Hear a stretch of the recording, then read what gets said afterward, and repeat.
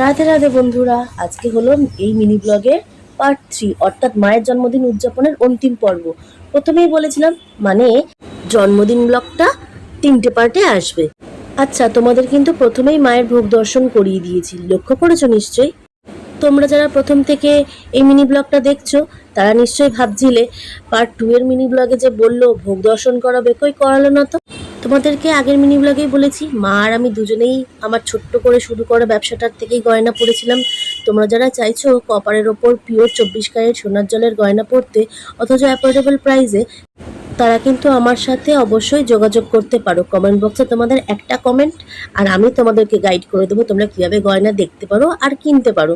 ঠিক আছে, দেখো তোমাদের সাথে কথা বলতে বলতে কিন্তু ঠাকুরমশাই যজ্ঞের কার্টও সাজিয়ে নিয়েছে, খানিকক্ষণ বাদেই যজ্ঞ শুরু হবে। আর হ্যাঁ, যেমন ব্লগে তোমাদের সব কথা দিয়ে আমি কথা রেখেছি, এবারেও কথা দিলাম গয়না যদি আমার থেকে কেন অ্যাফোর্ডেবল প্রাইসেই পাবে, এটাও তোমাদেরকে কিন্তু ঋষা কথা দিল। যজ্ঞটা দেখো, আশা করি ভালো লাগে।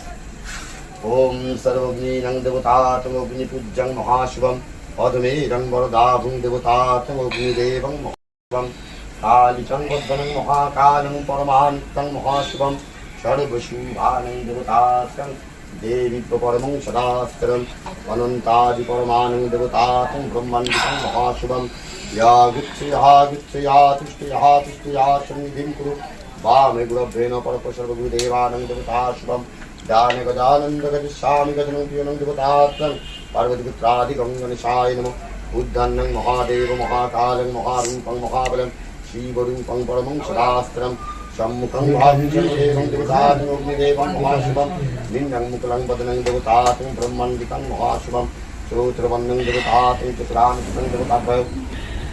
যজ্ঞ শেষ হওয়ার হাত ধরে অফিসিয়ালিভাবে মায়ের জন্মদিন অর্থাৎ পুজো শেষ হলেও বাকি রয়ে গিয়েছিল কিন্তু খাওয়া দাওয়ার পর্ব, যেটা আর অত ক্যাওয়াসের মধ্যে ক্যামেরাবন্দি করে উঠতে পারিনি। কিন্তু মেনুতে ওই দিন অতিথিদের জন্য কি কি ছিল সেটা তো তোমাদের আগের ব্লগেই দেখিয়ে দিয়েছি। সকলে চলে যাওয়ার পর এই জাস্ট পেলাম বিছানাটা একটু হাত পা ছড়িয়ে বসবার জন্য। উফ, সারাদিন হাড় ভাঙা খাটুনির পরে এই যে বিছানাতে ঠিক শোবার আগের মুহূর্তটা, মানে আর ভাষা খুঁজে পাচ্ছি না। কেন ভাষা খুঁজে পাচ্ছি না জানো তো? ওই যে আমার কোমর ব্যথাটা, ওই তো দিচ্ছে না ভাষাটা খুঁজতে, যে তোমাদেরকে আমি একটু এক্সপ্লেন করে বোঝাতে পারবো। তো চলো, কোমর ব্যথা নিয়ে আজকের ব্লগটা এখানেই শেষ করলাম। দেখা হচ্ছে নেক্সট মিনি ব্লগে, ততক্ষণের জন্য টাটা।